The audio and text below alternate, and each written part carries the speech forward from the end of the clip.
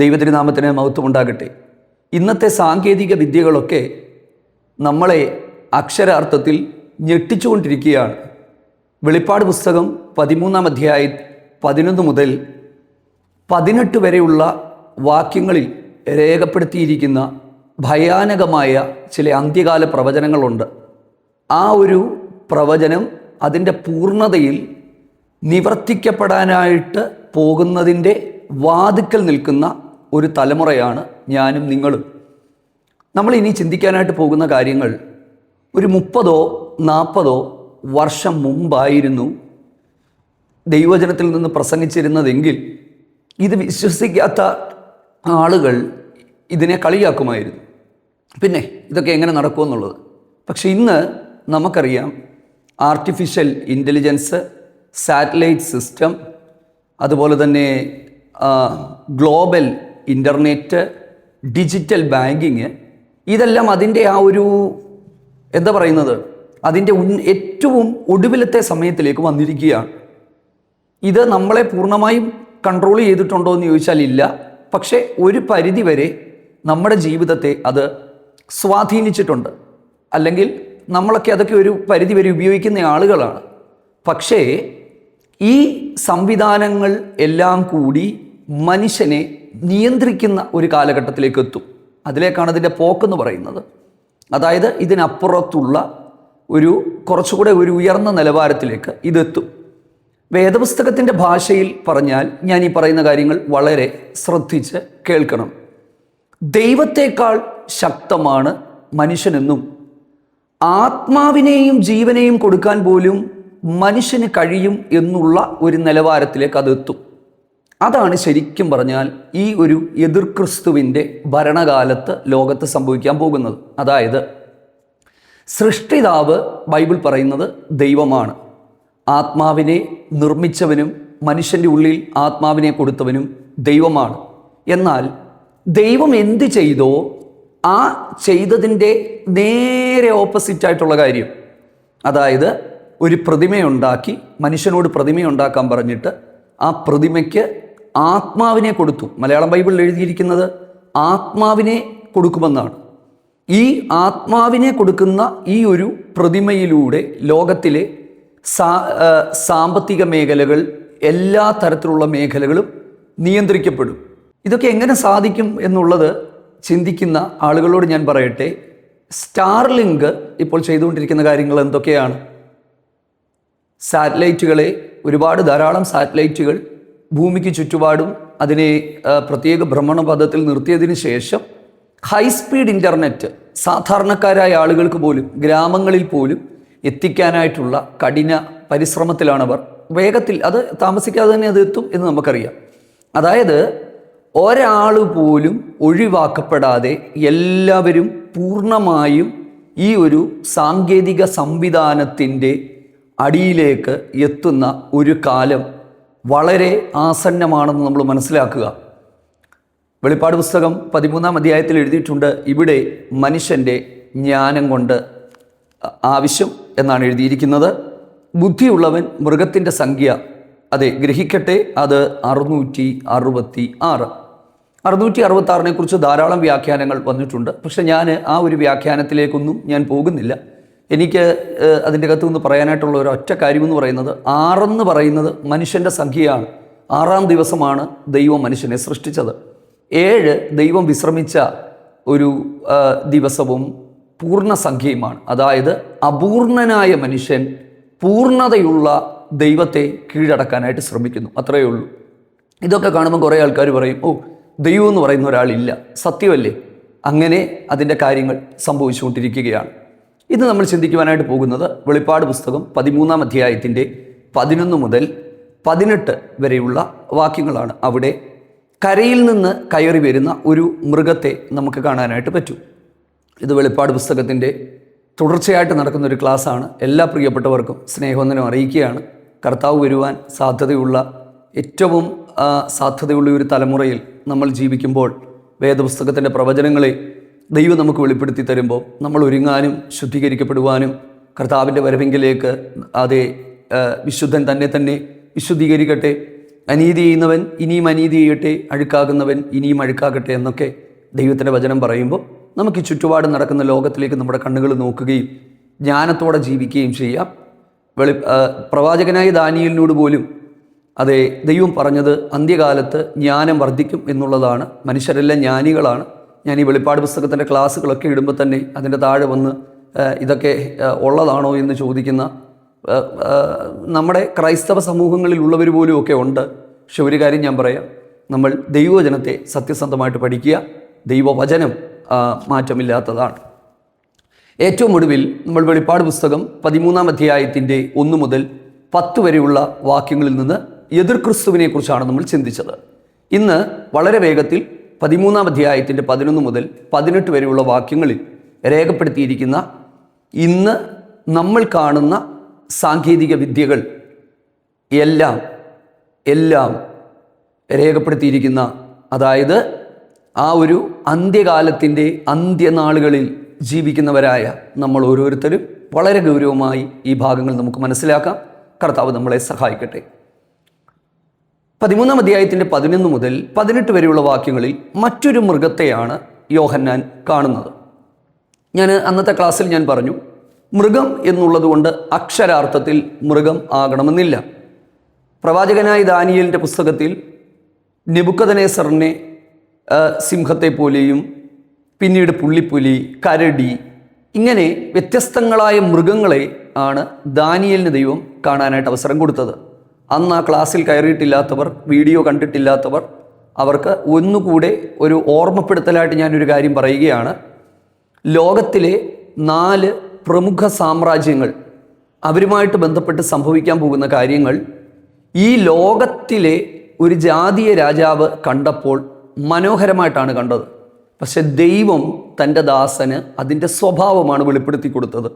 ഈ മൃഗം കയറി വന്നു എന്ന് ഈ വെളിപ്പാടിലൊക്കെ എഴുതുമ്പോൾ നമ്മൾ ഒരിക്കലും അക്ഷരാർത്ഥത്തിൽ കാള പോലെയോ പശു പോലെയോ ഒരു മൃഗം കയറി വരുന്നതായിട്ടൊന്നും നമ്മൾ ഒരിക്കലും അതിനെ കാണാനായിട്ട് പാടില്ല.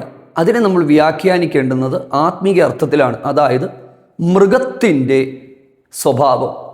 ജ്ഞാനത്തോടുകൂടെ ഇരിക്കുന്ന മനുഷ്യൻ വിവേകഹീനനായാൽ നശിച്ചു പോകുന്ന മൃഗങ്ങൾക്ക് തുല്യനത്ര എന്നൊക്കെ നമ്മൾ വായിക്കുന്നത് പോലെ വിവേകമില്ലാത്ത മനുഷ്യർ, അവരെയാണ് സത്യത്തിൽ മൃഗങ്ങൾ എന്നുള്ളത് കൊണ്ടൊക്കെ ദൈവവചനത്തിൽ നിന്ന് നമുക്ക് കാണുവാനായിട്ട് കഴിയുന്നത്. ഓക്കെ, ഞാൻ ഒരുപാട് ദീർഘമാക്കുന്നില്ല. ഇവിടെ നമ്മൾ കാണുന്നത് എതിർ ക്രിസ്തുവിനെ ആരാധിക്കാനായി, അല്ലെങ്കിൽ എതിർ ക്രിസ്തുവിലേക്ക് ഈ ലോകത്തെ തിരിക്കാനായി ഒരു വ്യക്തി വരും എന്നുള്ളതാണ് നമ്മളവിടെ കാണുന്നത്.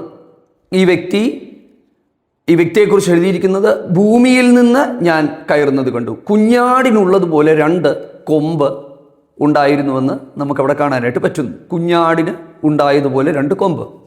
വെളിപ്പാട് പുസ്തകത്തിൽ ഏകദേശം 22 പ്രാവശ്യമാണ് യേശു ക്രിസ്തുവിനെ കുഞ്ഞാടെന്ന് വിശേഷിപ്പിച്ചിരിക്കുന്നത്. 22 പ്രാവശ്യമാണ്. പക്ഷെ ഇവിടെ യേശു ക്രിസ്തുവിനെ എന്താ പറയുന്നത് പോലെ തോന്നിപ്പിക്കുന്ന, അല്ലെങ്കിൽ നിഷ്കളങ്കനാണെന്നും ഒരു കുഴപ്പവും ഇല്ലാത്തവനാണെന്നും ലോകമനുഷ്യന് തോന്നിപ്പിക്കുന്ന നിലയിൽ, ഇല്ലേ, സമാധാനം നൽകുന്ന നിലയിൽ, ഒരു കുഴപ്പമില്ല, നല്ലയാളാണെന്ന് തോന്നിപ്പിക്കുന്ന നിലയിൽ കുഞ്ഞാടിനുള്ളതുപോലെ 2 കൊമ്പുണ്ടായിരുന്നു. പക്ഷേ മഹാസർപ്പം എന്നതുപോലെ സംസാരിച്ചു. അതായത് പുറമേ മനുഷ്യൻ നോക്കുമ്പം ഇത് നല്ലൊരു വ്യക്തിയാണെന്ന് തോന്നിയാലും ദൈവവചനത്തിൻ്റെ അടിസ്ഥാനത്തിൽ ദൈവത്തിനെതിരായി തന്നെ നിൽക്കുന്നതാണ്. നമുക്കറിയാം, നിരീശ്വരവാദവും ദൈവമില്ല എന്ന് പറയുന്ന വാദിക്കുന്നവരും ഇന്നത്തെ ടെക്നോളജികളും സാങ്കേതിക വിദ്യകളും ഒക്കെ കണ്ടിട്ട് ചെറുപ്പക്കാർ പോലും പലരും പറയുകയാണ്, ദൈവമൊന്നും ഇല്ലെന്നേ, ദൈവത്തെക്കാൾ ഉന്നതനാണ് മനുഷ്യൻ. അങ്ങനെ ഒരു കാലത്തെക്കുറിച്ചാണ് ഇതിനകത്ത് രേഖപ്പെടുത്തിയിരിക്കുന്നത്.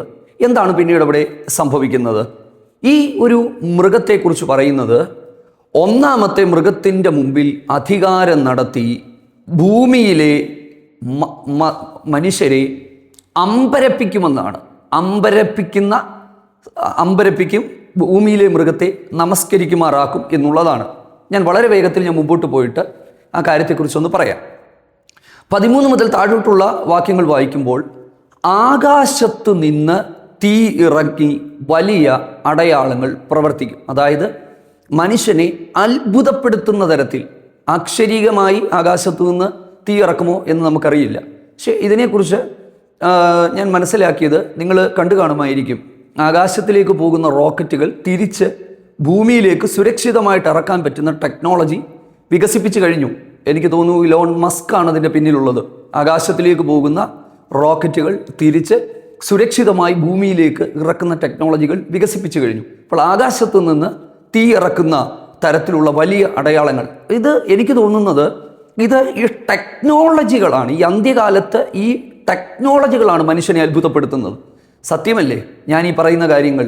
നമുക്ക് ഇന്ന് ഒരുപാട് AI പ്ലാറ്റ്ഫോമുകളുണ്ട്.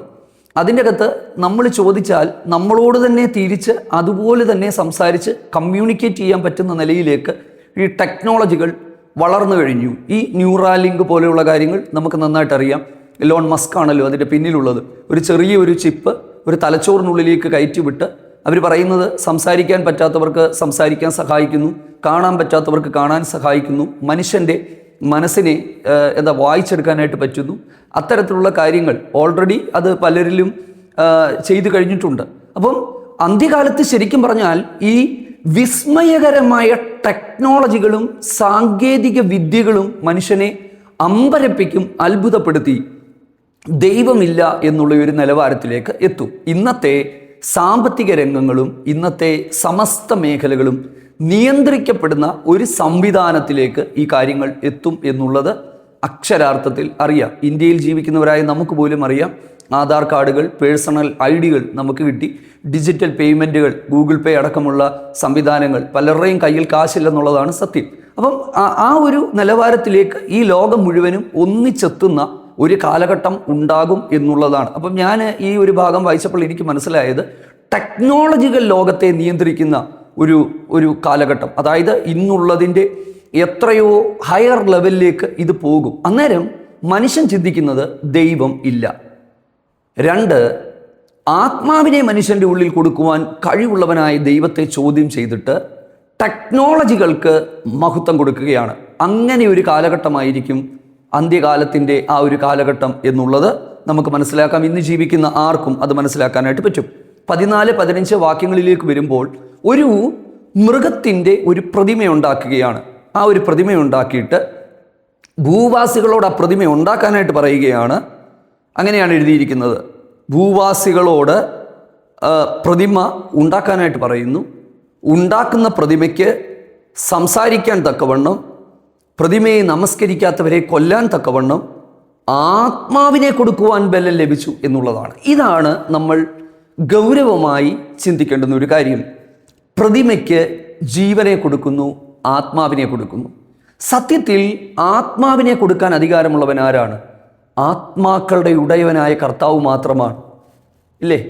സകല ആത്മാക്കളുടെയും ഉടയവൻ, സർവത്തിൻ്റെയും സൃഷ്ടിതാവായ ദൈവം, ആ ദൈവമാണ് ആത്മാക്കളെ കൊടുക്കുന്നവൻ.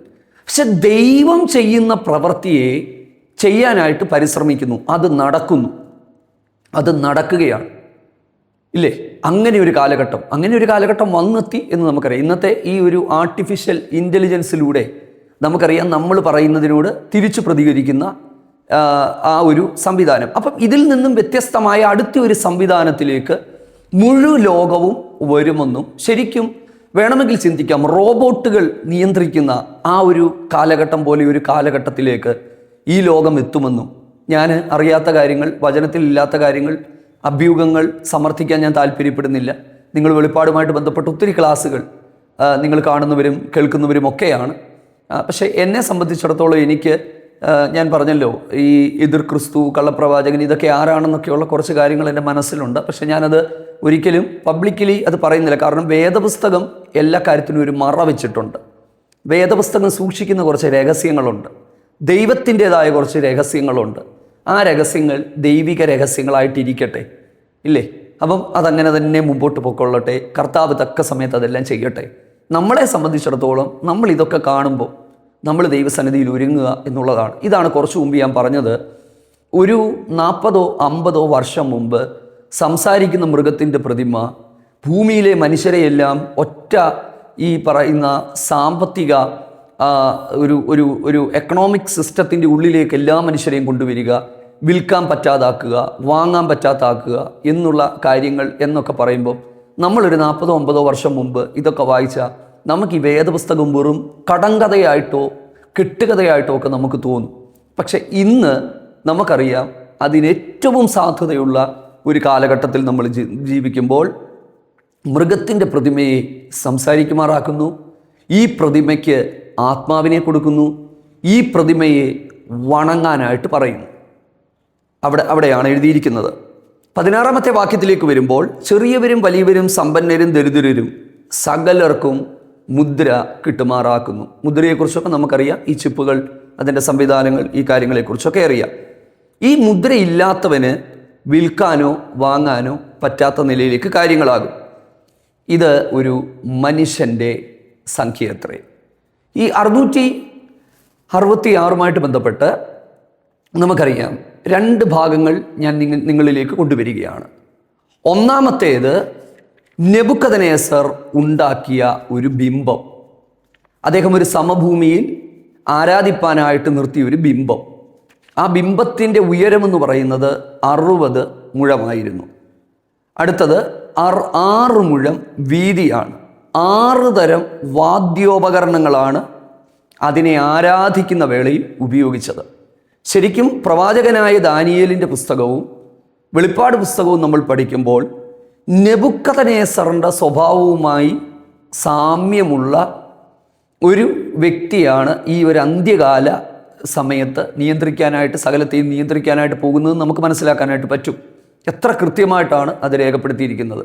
അതുപോലെ തന്നെ നമ്മൾ ഈ ഗോലിയാത്തിലേക്ക് നമ്മൾ വരുമ്പോൾ, ഇസ്രായേലിന് എതിരെ നിന്ന ഗോലിയാത്തിനെ കുറിച്ച് നമ്മൾ ചിന്തിക്കുമ്പോൾ, ഗോലിയാത്തിൻ്റെ ഉയരമെന്ന് പറയുന്നത് 6 മുഴമായിരുന്നു. 6 തരം ആയുധങ്ങളുണ്ടായിരുന്നു. കുന്തത്തിന് 600 ശേക്കൽ ഭാരം ഉണ്ടായിരുന്നു. അപ്പം അതിൻ്റെ അർത്ഥം എന്താണ്? അതാണ് ഞാൻ ആരംഭത്തിൽ പറഞ്ഞത്. 666 എന്ന് പറയുന്നത് മനുഷ്യൻ്റെ സംഖ്യയാണ്, അതായത് 6-ാം ദിവസം. അപ്പം ഇത്രയേ ഉള്ളൂ. അപൂർണനായ മനുഷ്യൻ ദൈവത്തിന് തുല്യനാകാനായിട്ട് ശ്രമിക്കുകയാണ്. സത്യമല്ലേ? ഇന്നത്തെ ടെക്നോളജികളെല്ലാം നോക്കിയാൽ ദൈവത്തേക്കാൾ വലിയവനാകാൻ മനുഷ്യൻ ശ്രമിക്കുകയാണ്. അത് ഒരു പരിധിവരെ അവന് സാധിക്കും. അത് കണ്ട് മനുഷ്യർ തന്നെ അത്ഭുതപ്പെടും. ഇത് വെളിപ്പാട് പുസ്തകത്തിൽ രേഖപ്പെടുത്തിയിരിക്കുന്ന അതേ അന്ത്യകാലത്തിൻ്റെ ഭയാനകമായ പ്രവചനങ്ങളാണ്. അത് കണ്ടുകൊണ്ടിരിക്കുന്ന ഒരു തലമുറ എന്നുള്ള നിലയിൽ നമുക്കറിയാം ഈ രേഖപ്പെടുത്തിയിരിക്കുന്ന കാര്യങ്ങൾ അതിൻ്റെ പൂർണ്ണതയിൽ അധർമ്മത്തിൻ്റെ മർമ്മം ഇപ്പോഴേ വ്യാപരിക്കുന്നുണ്ട്. തടുക്കുന്നവൻ വഴിയിൽ നിന്ന് മാറിപ്പോകേണ്ടതാകുന്നു. പ്രിയപ്പെട്ടവരെ, ദൈവം നമ്മളെ സഹായിക്കട്ടെ. പ്രത്യാശയോടെ കർത്താവിൻ്റെ വരവിനായിട്ട് നമുക്ക് ഒരുങ്ങാം. ആമേൻ. God bless U.